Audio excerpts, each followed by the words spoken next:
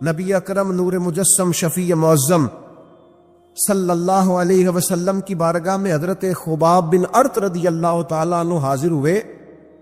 حضور خانہ کعبہ کے ساتھ ٹیک لگائے بیٹھے تھے تو حضرت خباب عرض کرنے لگی یا رسول اللہ اتنی تکلیفیں آ رہی ہیں، کافر اتنا ستار ہے، ہمیں پریشان کیا جا رہا ہے، ہم سخت آزمائش میں، حضور آپ اللہ کی بارگاہ میں دعا کیوں نہیں کرتے ہمارے لیے؟ تو نبی پاک علیہ السلام فرمانے لگے تم سے پہلے لوگوں کا حال پتہ کیا تھا؟ یہ صحیح حدیث بخاری میں موجود ہے. فرمایا تم سے پہلے لوگوں کا حال یہ تھا کہ انہیں گڑھے کے اندر رکھ کے ان کے جسم کو مٹی سے دبا کے پھر ان کے سروں پر آریاں رکھ کے چیر دیا جاتا تھا، لیکن پھر بھی وہ اپنے دین سے ہٹا نہیں کرتے. نبی پاک علیہ السلام فرمانے لگے تم سے پہلے لوگوں کا یہ عالم تھا کہ ان کے جسم لوہے کی کنگھیوں سے کریت دیے جاتے تھے، ان کا گوشت اتار دیا جاتا تھا، لیکن وہ اپنے دین سے ہٹنے کو تیار نہیں ہوتے تھے. یاری تیری سونے پر آزمائشاں تیریاں اگ، اے سونا پرکھیا جامدہ ہی پہلو نال اگاں دے لگ. اپنی زندگی میں تیار رہیں، ذہنی طور پر آزمائش کے لیے تیار رہیں، مزاج بنائیں. جب بندہ پہلے سے تیار ہوتا ہے نا، اس کا خیال ہوتا ہے کہ آزمائش آ گئی تو میں نے صبر کرنا ہے، پہلے سے اس کی تیاری ہوتی ہے، پھر وہ ذرا گھبراتا نہیں، پریشان نہیں. ہم تیار نہیں ہیں ذہنی طور پر. ہر بندے کو سکھ چاہیے، ہر بندے کو، بلکہ ہمارے ہاں تو لوگ کہتے ہیں مرید ہو رہا ہوں تاکہ میری طرف تکلیف کوئی نہ آئے. تو میں کیا کرتا ہوں، پہلے پیر سے پوچھ لو اسے کبھی آئی ہے کہ نہیں. اگر اسے آئی ہے تو پھر اس کا مطلب ہے تمہیں بھی آ سکتی ہے. لوگ نماز اس لیے شروع کرتے کہتے ہیں میں 5 نمازیں بھی پڑھتا ہوں، میں صدقات بھی کرتا ہوں، کام میرا پھر نہیں چلتا. تو میں کہتا ہوں تمہیں پتہ ہی نہیں، نمازی کے لیے تو آزمائش ہے. جتنا جتنا ایمان کامل اتنی اتنی آزمائش بھی زیادہ. اور یہ میں اپنے پاس سے نہیں کہہ رہا، ساری زندگی دیکھیں نا آپ آزمائشوں سے بھری. ادھر آ جائیں نا، جناب ایوب ہیں، کتنے بیمار ہو گئے، کتنے بیمار ہو گئے. 12 سال گزر گئے طبیعت خراب کو، 8 دن کے بخار میں لوگوں کے شکوے، 12 سال بیت گئے تو قبول محمد بخشا. بس عرض اتنی ہے کہ راضی رہن پیارے. آپ دیکھیں نا جناب یعقوب پیارے ہیں نا اللہ کے، لیکن آدھی زندگی روتے گزر گئی بیٹے کی یاد. جناب یوسف پیارے ہیں نا، سونا بنا کے نا، اور باپ کا لاڈلا بنا کے نا، محبت پوری کرا کے، پیار پورا. یا بنی لا تقصص رؤیاک علی اخوتک فیکیدوا لک کیدا ان الشیطان للانسان عدو مبین. او میرے بیٹے بھائیوں سے بات نہ کرنا ورنہ وہ کچھ چال چلیں گے، شیطان آدمی کا کھلا دشمن ہے. اتنا دنیا میں پیارا بچہ اور اس وقت کوئی نہیں تھا جتنے جناب یوسف ہیں. پر یوسف کبھی بھائیوں کی مار کھائے، کبھی کنویں میں جائیں. کریم کا کرم ہے نا، کنویں میں پھینکے تو بچا لے، لیکن وہاں سے نکلے تو پھر وہ بکے، پھر کبھی یہاں بکے، کبھی مصر کے بازار میں بکے. او یار تو غور تو کر، وہی جناب یوسف اللہ کے پیغمبر پھر جیل جائے، ساری تکلیفیں سہ کے فرمایا لو یوسف اب میں تمہیں مصر کا بادشاہ بناتا ہوں. آپ جس کی بھی تاریخ ٹٹول کے لائیں گے نا وہ آزمائشوں والی والا نہ بولو وَلْنَكُمْ بِشَيْءٍ مِّنَ الْخَوْفِ، ہم ضرور تمہیں آزمائیں گے. کائنات میں سب سے زیادہ پیار اللہ کا اپنے محبوب کے ساتھ. لیکن دیکھ لو نا، پیدائش سے پہلے ہی حضور کے والد چلے گئے. 4 سال یا 6 سال کی عمر میں والدہ گئیں. 8 سال کی عمر تھی، محبوب کے دادا کا جنازہ اٹھا تو محبوب پیچھے پیچھے جنازے کے جا رہے. پھر وقت آیا جب تبلیغ دین کا، تو دنیا کا کون سا دکھ اور کون سی تکلیف اور کون سی اذیت ہے جو حضور کو نہیں دی گئی. لیکن کریم ہر وقت کہتے افلا اکون عبدا شکورا، میں رب کا شکر گزار بندہ نہ بنوں. ہر مقام پر کبھی بدر، کبھی احد، اور ہر طرح کی تکلیف، ہر طرح کی تکلیف، کبھی بیٹیوں کا دکھ، کبھی سیدہ عائشہ صدیقہ کے بارے میں منافقوں کی نازیبہ گفتگو، سارے دکھ محبوب کی حیات پاک میں رہے، کریم نے ان دکھوں کو برداشت کیا۔ ہم نہ قربانی دیے بغیر پاس ہونا چاہتے ہیں، ہم کوئی مشقت سہے بغیر نمبر لینا چاہتے ہیں، ہم کوئی کام کیے بغیر رتبہ پانا چاہتے ہیں، ایسا ہوتا نہیں نا، یہ ممکن نہیں۔ آپ تاریخ پڑھے نا انبیاء کی، حضرت نوح علیہ السلام نے 950 سال محنت کی ہے، اور میں سورہ ہود دیکھتا ہوں تو میں وہ انداز دیکھتا ہوں جس طرح کفر ان سے بات کرتا تھا۔ بڑی جدوجہد کی حضرت نوح نے، لیکن پتہ ہے دکھ اس سے بڑا کیا دیکھا؟ اپنا بیٹا ہی کافر ہو گئے۔ مالک امتحان ڈالتا ہے تو بڑے بڑے، اور حضرت نوح نے اپنے بیٹے کو ڈوبتے دیکھا، کہا مالک میرا بیٹا، فرمایا نہیں یہ تیرا ہے ہی نہیں، تیرے طریقے پر نہیں تو تیرا کیسے ہوگا؟ کسی کی نسل کہلانے کے لیے تو اس کے عقیدے پر ہونا ضروری ہے، تیرا نہیں۔ حضرت نوح نے مشقت دیکھی، واتخذ اللہ ابراہیم خلیلا، ابراہیم اللہ کے پیارے ہیں نا، لیکن زندگی پوری پڑھ کے دیکھ لو، ساری کی ساری مشقت مصائب سے بھری ہوئی، آزمائشوں سے لدی ہوئی۔ کبھی انہیں قوم آگ میں ڈالتی ہے، اور کبھی 86 سال عمر ہو گئی تو اولاد کوئی نہیں، اور دعا مانگ کے رب بیٹا وہ دیتا ہے جس کی پیشانی میں نور محمدی چمکتا ہے۔ اچھا پہلے دیا نہیں، اب دیا، فلما بلغ معہ سعیا، اور جب وہ ذرا صاف چلنے کے قابل ہو گیا، ہر بندہ کہتا نہیں منوں خیر ہے میرا پتر جوان ہو گیا ہے، جب وہ بیٹا ساتھ چلنے کے قابل ہوا تو فرمایا ذبح کرو نا ذبح۔ تھوڑی دیر کے لیے دل پہ ہاتھ رکھ کے بتاؤ، اور بچے کو بخار چڑھ جائے تو نیند نہیں آتی، مائیں منتیں مانگتی پھرتی، روتے پھرتے باپ، بچے کی طبیعت ٹھیک نہیں، فقط بیمار ہے، اور جسے یہ کہا جائے ذبح کر،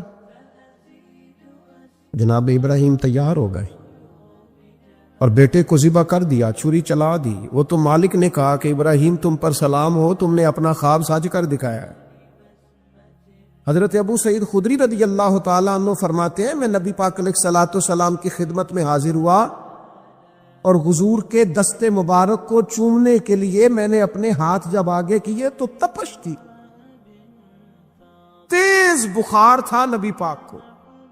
تو حضرت ابو سعید خدری رضی اللہ تعالیٰ عنہ ارشاد فرماتے ہیں کہ میں نے، یہ سنن ابن ماجہ میں موجود ہے، فرماتے میں نے عرض کیا یا رسول اللہ صلی اللہ علیہ وسلم اتنا تیز بخار؟ حضور فرمانے لگے ہم پر جو آزمائشیں آتی ہیں نا انبیاء پر، وہ عام لوگوں سے دگنا آتی ہے، یہ تو لاڈلے ہیں، یہ تو محبوب ہیں اللہ کے۔ فرمایا عام لوگوں سے دگنی آزمائش آتی ہے، لیکن فرمایا ہمارا رب بڑا کریم ہے، ہمیں اجر بھی ڈبل ہی عطا کرتا ہے، ہمیں اجر بھی ڈبل ہی عطا کرتا ہے۔ تو حضرت ابو سعید خدری کہتے موقع اچھا تھا، میں نے ایک سوال بھی کر دیا، میں نے کہا یا رسول اللہ صلی اللہ علیہ وسلم بتائیے نا بھلا دنیا میں زیادہ آزمائشیں کن کو آتی ہیں؟ تو حضور فرمانے لگے سب سے زیادہ آزمائشیں اللہ کے انبیاء کو آتی ہیں، نبیوں کو آتی۔ حضور اس کے بعد فرمایا اس کے بعد جو ان کے زیادہ قریب ہوتا ہے اسے آتی ہے۔ لوگ کیا سمجھیں گے امام حسن کی آزمائش کو؟ لوگ کیسے سمجھیں گے سیدنا امام حسین کی آزمائش؟ فرمایا جو ان کے زیادہ قریب ہوتا ہے اسے زیادہ آزمائش آتی ہے۔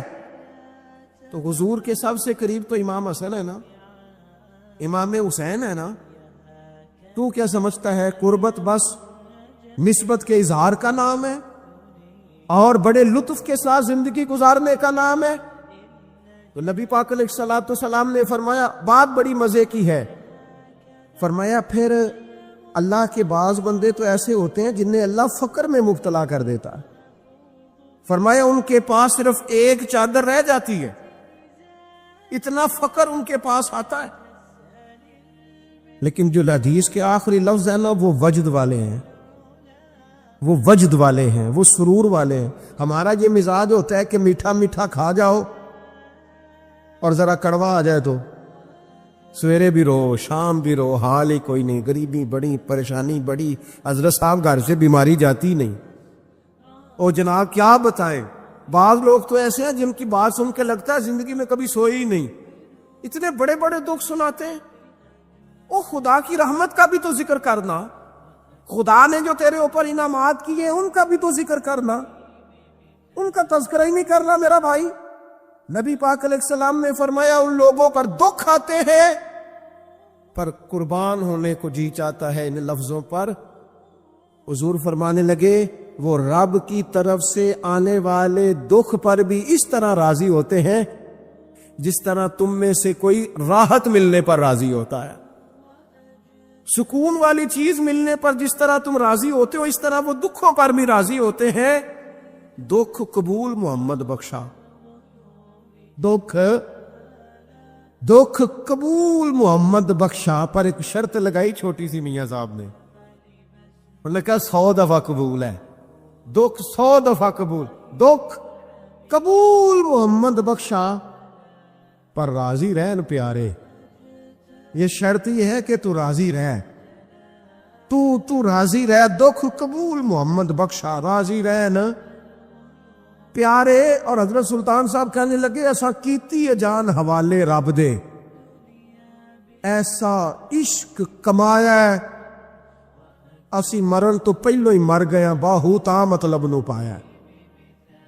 ہم نے تو پہلے سے ہی نتیجہ نکال دیا. تو سکون ڈھونڈنے نکلا ہے، تو چاہتا ہے زندگی میں آرام مل جائے.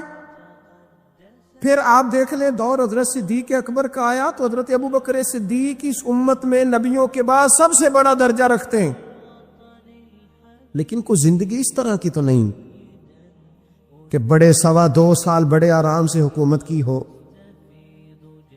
منکرین زکوٰۃ سے لڑنا پڑا حضرت ابوبکر صدیق کو، آزمائش تھی، لوگ منکر ہو گئے زکوٰۃ. حضرت صدیق اکبر لڑے، ختم نبوت کے تحفظ کے لیے لشکر تیار کیے، بہت سارے مسائل کا سامنا کرنا پڑا. صبح دن راتیں جناب ابوبکر نے مشقت کر کے خلافت اسلامیہ کو مضبوط کیا. دور حضرت عمر کا آیا، ساری دنیا مدینہ منورہ میں اندر سے دروازے بند کر کے سخت گرمی میں سوتی ہے، اور جناب عثمان غنی کہتے ہیں کہ میں نے فاروق اعظم کو 60 سال کی عمر میں دیکھا کہ مال غنیمت کے 2 اونٹ دوڑ گئے تو عمر بھاگے جا رہے ہیں، ان اونٹوں کو لے کے آ رہے ہیں، اور میں کہتا ہوں جناب آپ آرام کرتے، ساری دنیا سو رہی ہے. فرمایا سویا کرتا تھا کبھی خلیفہ بننے سے پہلے.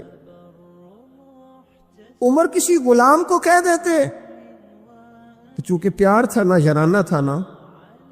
حضرت عثمان بڑے محبت سے کہتے ہیں امیر المومنین کسی غلام سے کہتے ہیں اگر مال غنیمت کے اونٹ چلے گئے تھے تو لے آتا.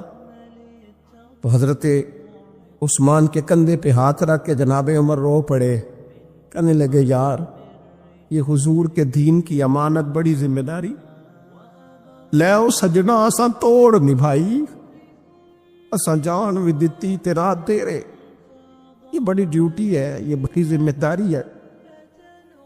میں کیسے غلام کو بھیج دیتا؟ مسلمانوں کا مال ہے، جب ڈیوٹی میری ہے تو کیسے کسی کو بھیجتا؟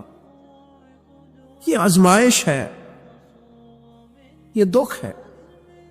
22-24 لاکھ مربع میل کے حکمران حضرت عثمان غنی، ان کا دور آ گیا. یعنی وہ شخص جس نے چڑھتی جوانی میں بھی نظریں جھکا کے رکھی ہیں، اور جس شخص نے اپنا سارا مال دین پر قربان کر دیا، اس کے گھر کا گھیرا تنگ کر لیا گیا. بہت بڑی ذمہ داری حضرت عثمان پر آئی، بڑی. اور جناب عثمان غنی کا حال یہ ہے کہ 40 دن گزر گئے. جس شخص کے اپنے ذاتی مصارف لاکھوں کروڑوں میں لوگوں پر خرچ ہوتے ہیں، 40 دن سے اس نے کھانا نہیں کھایا، اسے دھب اور سلیقے سے روٹی پانی نہیں ملا. گھر میں قید ہیں. لوگوں نے کہا عثمان ہمیں اجازت دے دیں ہم لڑیں. کہنے لگے کیسے دے دوں؟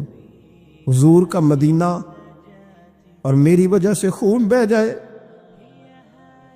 بس میرے اوپر آئی ہے تو میں نبھاؤں گا، یہ ذمہ داری ہے. کہا پھر عثمان خلافت. فرمایا یار یہ بھی میری مجبوری ہے. میرے نبی پاک نے فرمایا تھا عثمان اللہ تمہیں قمیض پہنائے گا، لوگ اتارنا چاہیں گے، دیکھنا اتارنا نہ. وہ قمیض نہ اتارنا کیسے چھوڑ دوں؟ حضرت عثمان بھی شہید ہو گئے، جناب عمر بھی شہید ہو گئے. حضرت علی المرتضیٰ شیر خدا وہ کیا 9-10 سال کی عمر سے حضور کے ساتھ چلے، ہر غزوے میں، ہر میدان میں، ہر جہاد میں، ہر جگہ آگے آگے. ان لوگوں نے دین سے نفع نہیں لیے. حضرت علی المرتضیٰ شیر خدا تو کوفے کی جامع مسجد کے پاس کھڑے ہو کے کہتے تھے میری کوئی بندہ زیرہ خرید لے. امیر المومنین کہہ رہے ہیں میری طامت زیادہ پھٹ گئی ہے، اب تو پیوند لگنے کی جگہ بھی کوئی نہیں بچی، یہ زیادہ پھٹ گئی ہے. اگر مزید پیوند لگ سکتے ہوتے تو میں زیرہ نہ بیچتا، یہ میری زیرہ کوئی خرید لے، کوئی خرید لے زیرہ. حضرت مولا علی شیر خدا 63 سال کی عمر مبارک، اور جب کوفے میں آپ کو خنجر لگا، زخم لگا، تو لوگ بیٹے کو بلاتے ہیں، آواز دیتے ہیں، لیکن جناب شیر خدا مولا علی مرتضیٰ مشکل کشا حل عطا حضرت علی المرتضیٰ شیر خدا زیر لب ہلکا سا مسکرائے، ادھر دیکھیے گا، اور مسکرا کے پتہ کیا فرمانے لگے؟ کہنے لگے فزت برب الکعبہ، لو بھائی کعبے کے رب کی قسم علی کامیاب ہو گیا ہے. حضرت صالح نے تبلیغ شروع کی تو کہنے لگے پہلے معجزہ دکھاؤ. جی آج تو نہیں نا لوگ معجزے مانگتے، آج بھی لوگ کرامتے اور معجزے، اللہ معاف کرے، جو چیزیں معجزہ تو ہو نہیں نہ سکتا، لیکن آج بھی لوگ، آپ یقین کریں، کہتے ہیں یہ بڑی نمازیں پڑھتا ہے تو پھر بخشا کیوں نہیں گیا، پھر کیوں نہیں منو سلوہ کیوں نہیں اترا اس پر، پھر میں بھی اسی طرح ہی ہوں، کیا اس کے اندر خوبی آ گئی؟ مولوی بھی ویسے ہی ہے، صوفی بھی ویسے ہی ہے، لوگ مانگ نہیں رہے، وہ دلیلیں مان نہیں رہے، ابھی بھی لوگ بحث نہیں کرتے، کیا فرق آ جائے گی؟ ویسے ہی ہیں سارے. اللہ تعالیٰ سے ڈرنا چاہیے. ہمیں سامنے والے کی طرف دیکھ کر صحیح ہونے کا حکم نہیں ہے، ہمیں اپنی اصلاح کا حکم ہے، اپنی طرف دیکھ کے اپنے آپ کو ٹھیک کرنے کا. الزام لگا کے گزر جانا اس کا کوئی مطلب، سنو اور یاد رکھو. حضرت صالح علیہ السلام سے کہنے لگے پہلے معجزہ دکھائیں، تو حضرت صالح علیہ السلام نے فرمایا اونٹ کہاں سے پیدا ہوتے ہیں؟ کہا اونٹنی کے بطن سے. فرمایا آؤ میں تمہیں پہاڑ کے اندر سے اونٹنی پیدا کر کے دکھاتا ہوں. کہاں سے؟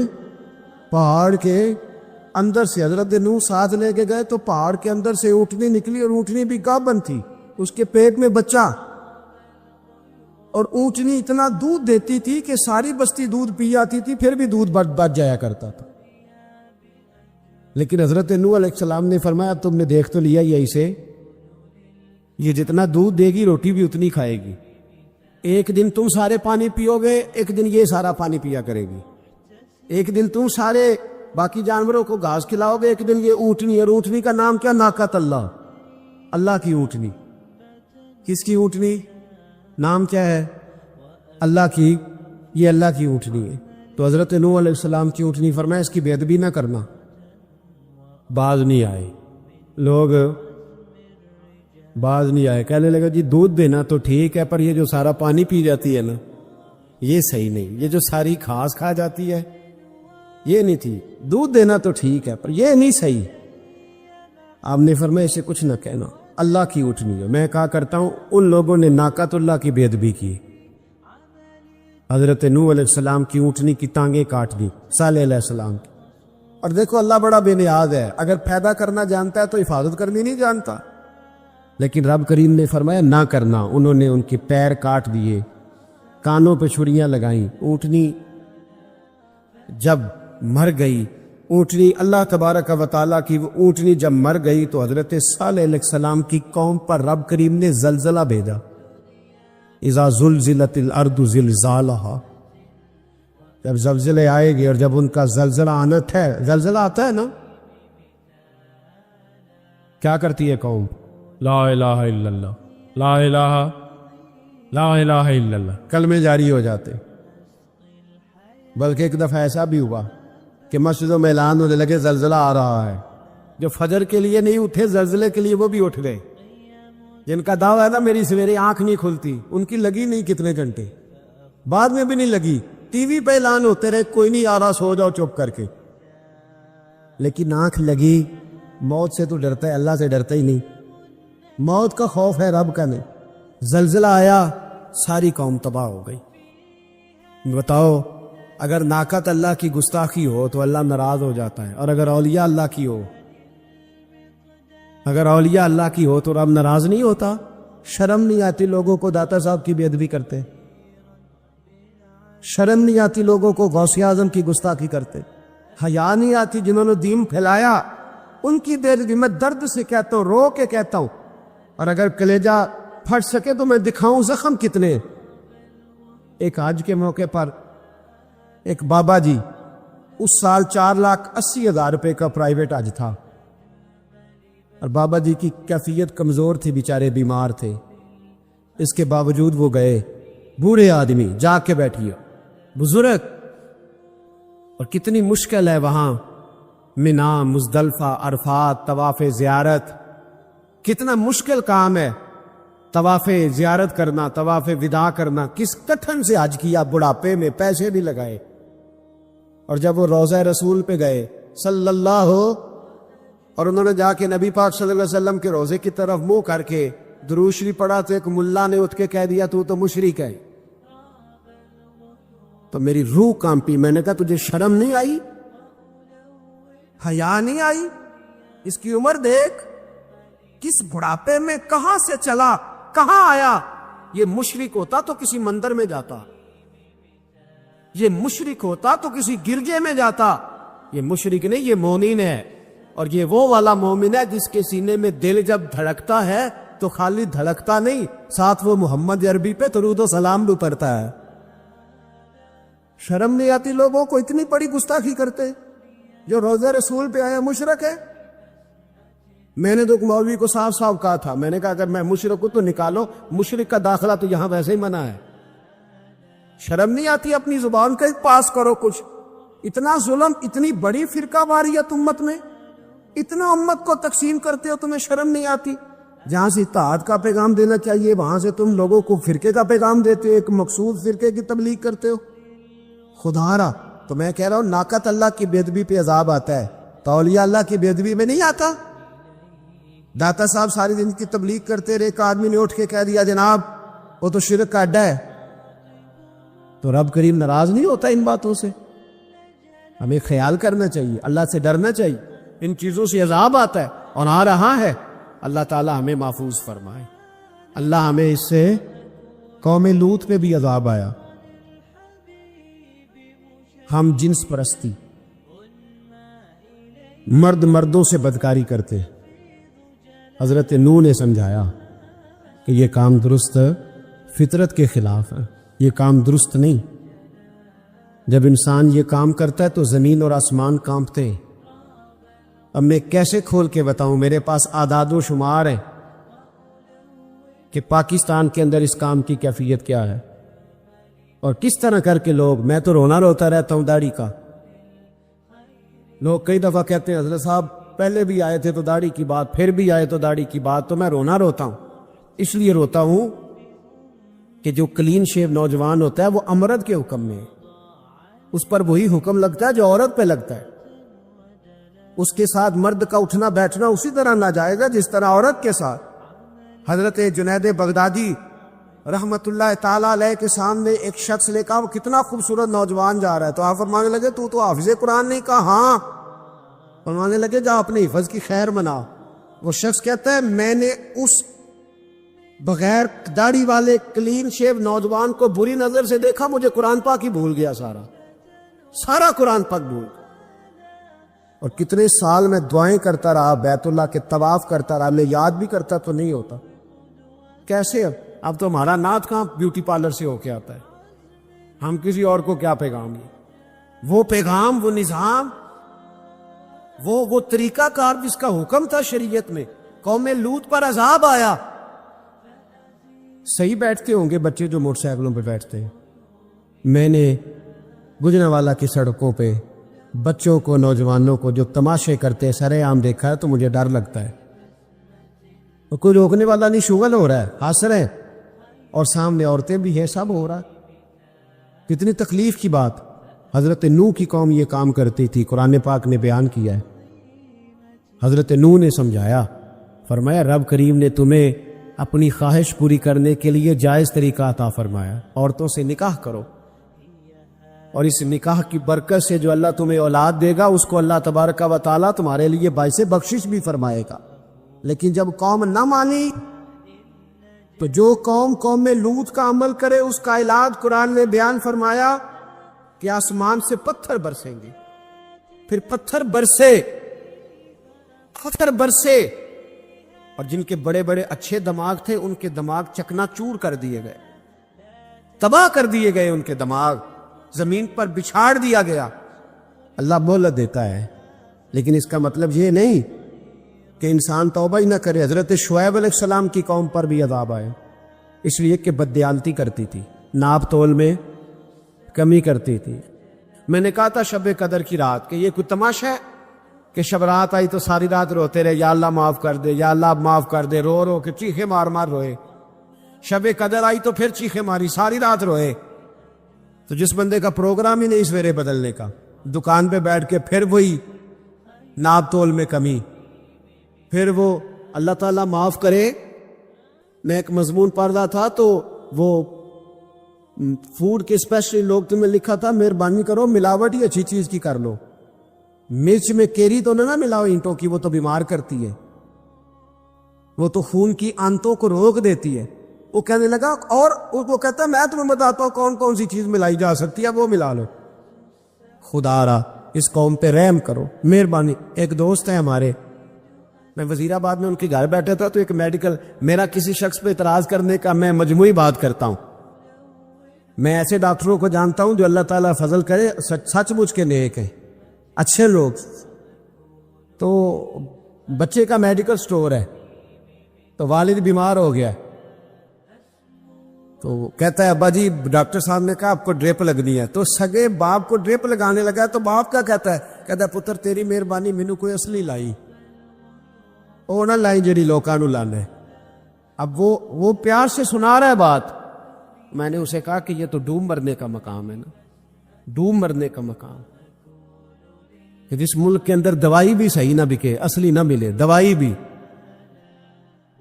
اور پھر وہ قوم کہے کہ ہم نے تو پورے روزے رکھے، ہم نے تو بڑا صدقہ اور خیرات کیا، دوائی بھی اصل نہ ملے۔ جناب شعیب علیہ السلام کی قوم ناپ تول میں کمی کرتی تھی، تو اللہ تبارک و تعالیٰ نے ان پر بتا عذاب کس طرح کا بھیجا۔ شدید گرمی ہوئی، اللہ ہمیں محفوظ فرمائے، سارے آمین کہہ دیا۔ دیکھیں کتنا اچھا موسم کر دیا رب کریم، اللہ ہمیں محفوظ فرمائے، اللہ رحمت فرمائے۔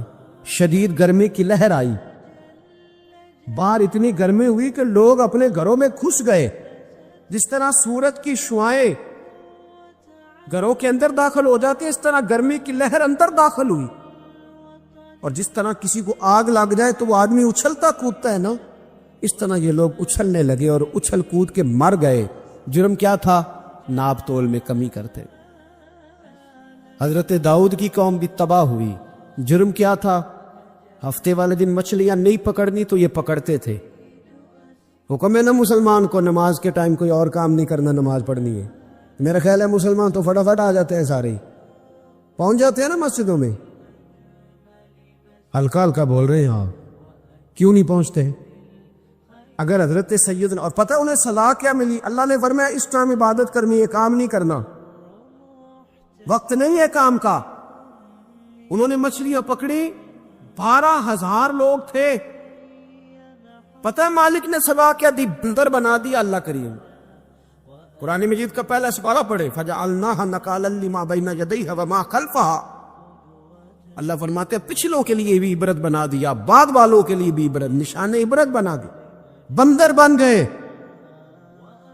اور جو ان کے دوست جو بچ گئے تھے ان کے پیر چومتے تھے، روتے تھے. 3 دن بندر بن کے زندہ رہے، پھر اللہ نے سب کو اجتماعی موت دے دی. تو اگر مسلمان سے اللہ کہے کہ نماز کے ٹائم کاروبار نہیں، جمعے کے ٹائم کاروبار ہے، تو مسلمان کہتا ہے نہیں مجھے مہلت ملی ہوئی ہے. یہ تو اس وقت پتہ چلتا ہے نا جب بچے ڈیوٹی لگاتے، ہاں ہاں ہاں عذاب آتا ہے، اس وقت پتہ چلتا ہے. میں نے دیکھا یہ منظر، اس وقت پتہ چلتا ہے جب بچے کسی ملازم 6000 کی ڈیوٹی لگاتے، کہتے ابے کا دھیان رکھنا، ہم دکان پہ بیٹھنے لگے. پھر اسے سمجھ آتی ہے اگر میں نماز کے ٹائم مسجد میں ہوتا تو آج میری اولاد میری خدمت میں ہوتی. میں نماز کے ٹائم مسجد نہیں گیا تو بچوں نے 6000 کا ملازم بٹھایا ہے، ابا جی کا خیال رکھ، ایک نرس بلائی ہے تو خیال رکھ. کدھر ہوتے ہیں مسلمان نماز کے ٹائم؟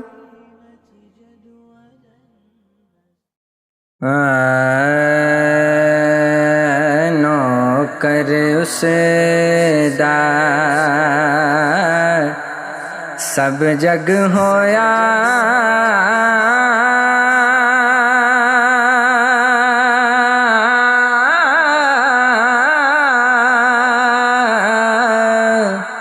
او سلطان جہاں دا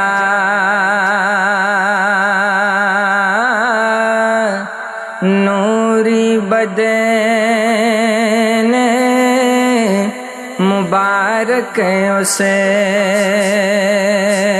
دا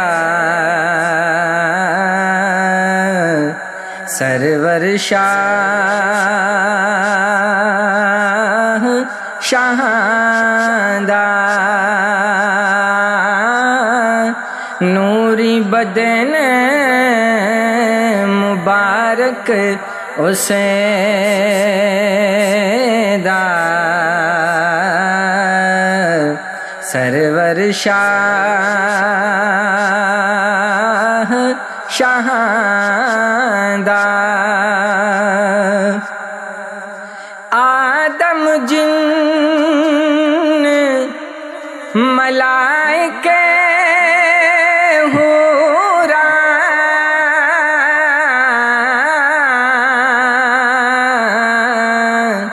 سب تو فیل اونا دی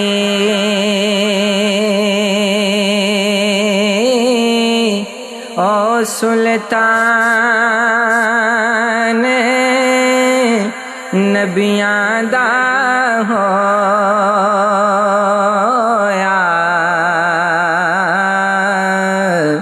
ہر ایک چیز اونا دے او سلطان نبیاں دا ہویا.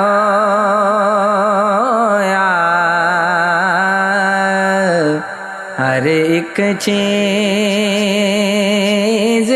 اونا دے آدم جے نہ ہویا آہا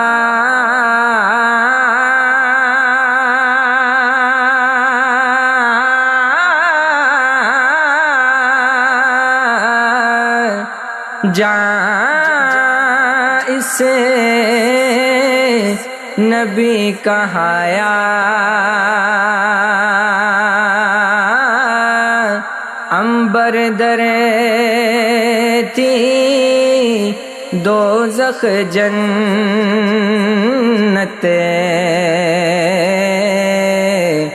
خاطر اسے دی پایا عنبر درتی دوزخ جنت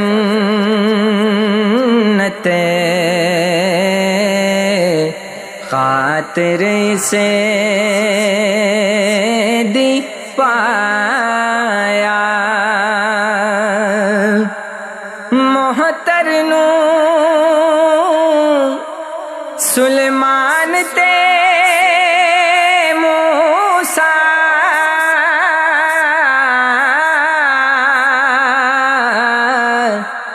جھنڈا اس دا چاندے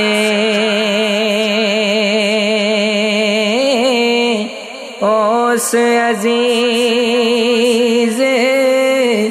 اگے ہوئے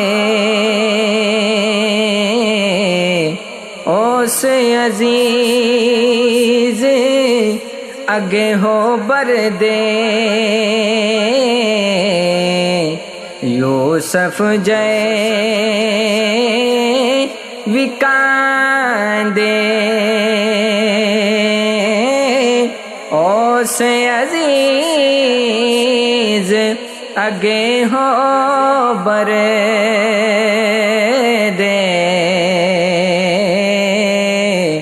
یوسف جے وکاندے سب صفاتاں تھی صفت وڈیری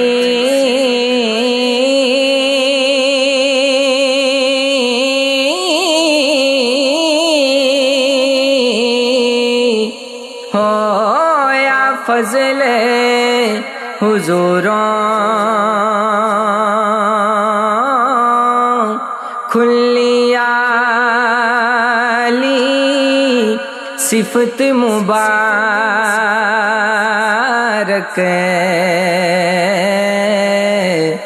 پاک نبی دے نوروں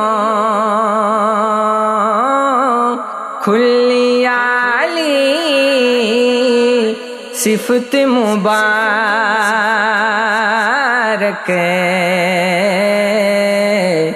پاک نبی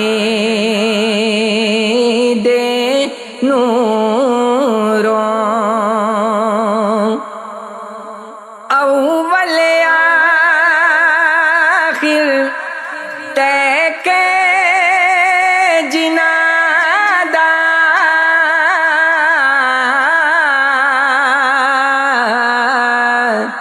شان نہ تھیندا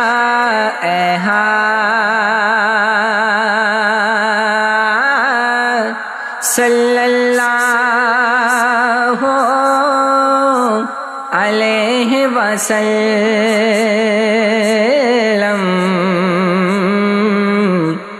دہن حبیب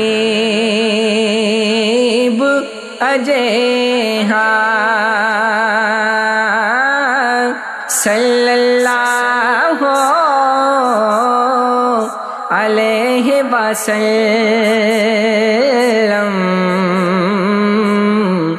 دہن حبیب اجے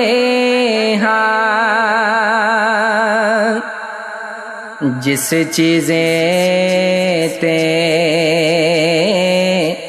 ہاتھ لگاوے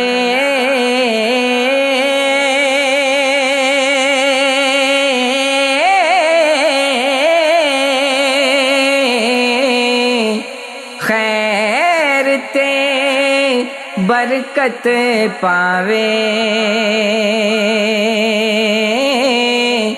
اپنی انگلیاں پاکاں وچوں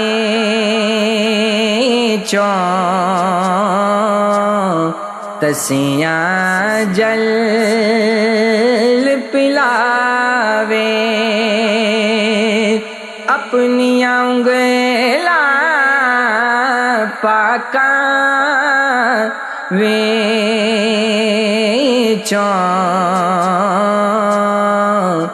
تسیاں جل